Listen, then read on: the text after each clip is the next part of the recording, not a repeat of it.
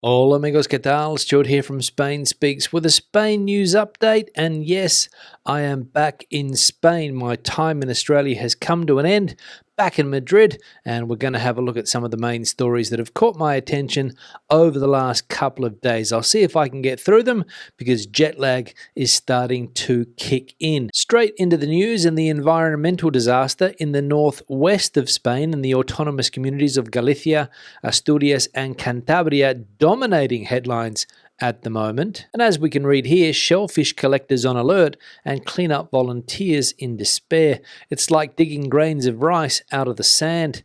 A phrase circulates from mouth to mouth along the Galician coast. Del nunca mais al outra mais. Fate and fatality in the same sea from which spider crabs, squid, bream, conger eels, abalone, sole and turbot of incredible sizes and millions of strange little white plastic bowls come out.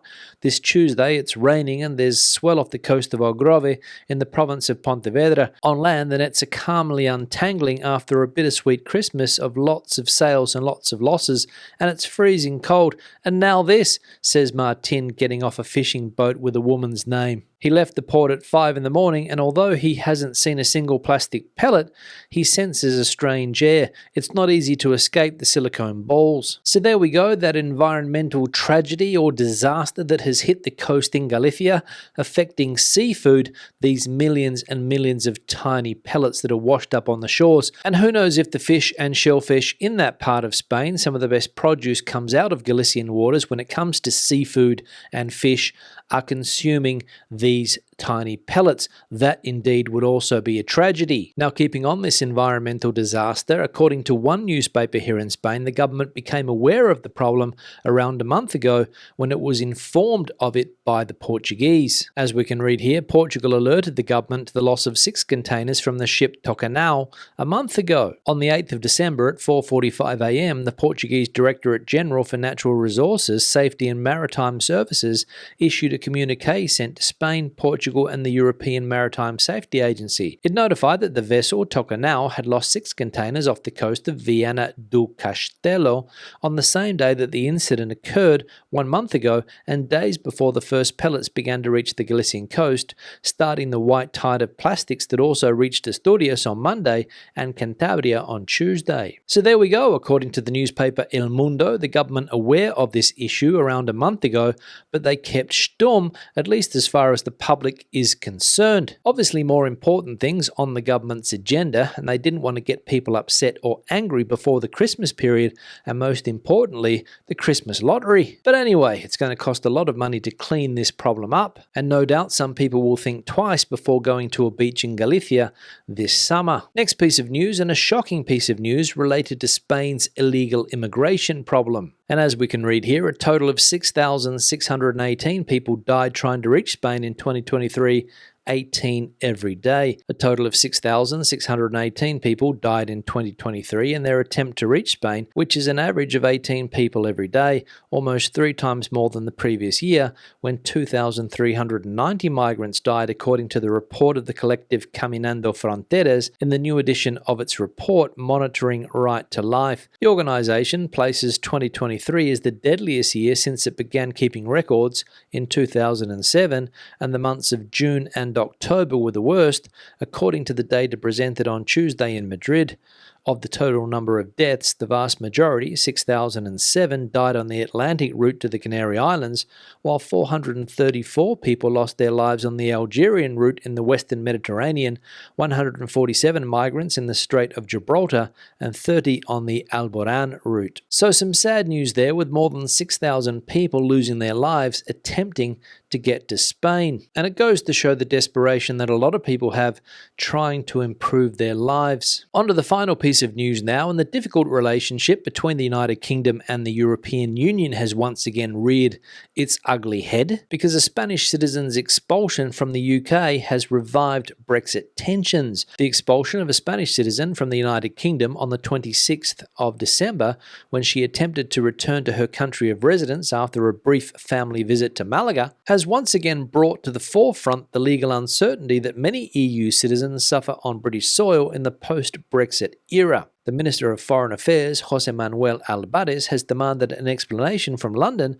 for the expulsion of a Spanish citizen, despite the fact that she had the documentation to enter the country where she lived with her husband. Albares is confident that this is a one-off event and did not want to add fuel to the fire, but what happened has revived the permanent tension left behind by the divorce between the UK and the EU. So a strange story there, and as the Foreign Minister, Mr. Albares, pointed out, hopefully it's a one-off event. A Spanish citizen who is a legal resident in the UK lives there with her husband, kicked out of the country for who knows what reason. So we'll see if the Foreign Minister gets that explanation from London and we get to the bottom of this issue. Now let's have a look at some of the comments that have been left on videos recently. One here from Martin: disagree, Europe is the place to be for a multitude of reasons. Yeah, Martin, thanks for the comment, and this is a comment in reply to another comment that was left on the channel recently.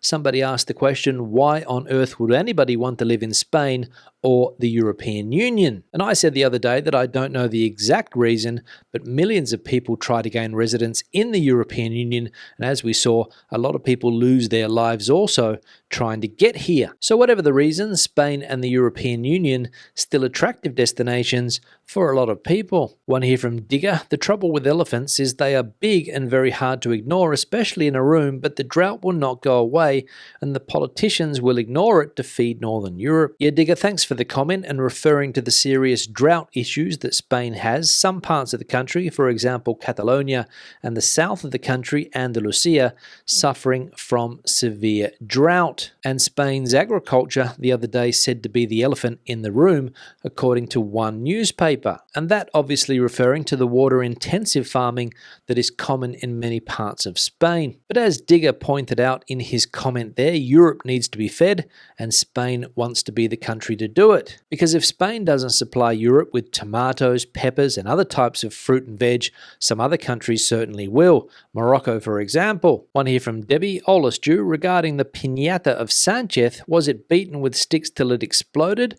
Was it emulated? When you first mentioned the piñata, I thought it was funny. Not surprising that the socialists did not, as they're not known for being a fun lot. Yeah, Debbie, thanks for the comment and referring to an article that we saw the other day that the PSOE party, the ruling party here in Spain, not happy that an effigy of Mr. Sanchez, a piñata, was strung up on New Year's Eve and beaten. Not sure if it exploded and something came out of the middle like a traditional piñata would, but nevertheless, as I said, the government not happy and they've taken the matter to the public prosecutor's office for inciting violence. We've seen in recent times here in Spain how other people have been prosecuted for similar acts, for example, burning effigies of the king, and also people that have criticised the government on Twitter, or rap artists that have criticised the government have ended up in hot water. So again, I'll ask the question, what are the limits when it comes to free speech? Should people be allowed to criticise the government or the Prime Minister and do things like this? Let me know your opinion in the comment section below. One here from Anna: Spain cannot have 80 million tourists without water, without energy.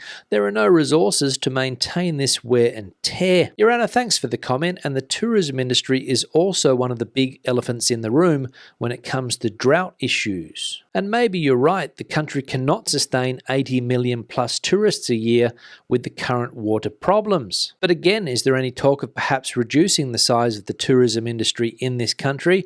I haven't heard anything. The only thing that I hear is that the tourism industry pats itself on the back whenever tourist number records are broken, and 2023 was a huge year for international tourists here in Spain. One here from Payteleno: the 180-day rule would be nice. I own a property in Spain, not 500,000, but I'd like to be able to spend 6 months there and 6 months in the UK when I retire.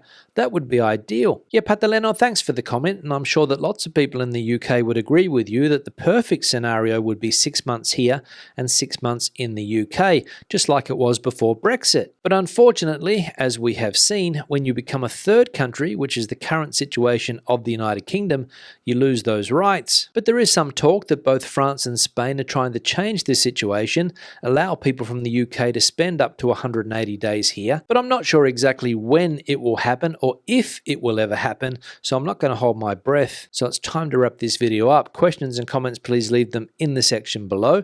Debate the video out as you normally do. If you have an opinion on anything that I have spoken about today, the comment section is the place for you. Give the video a thumbs up if you liked it, thumbs down if you didn't. I'll see you on the next one. Hasta luego from Madrid.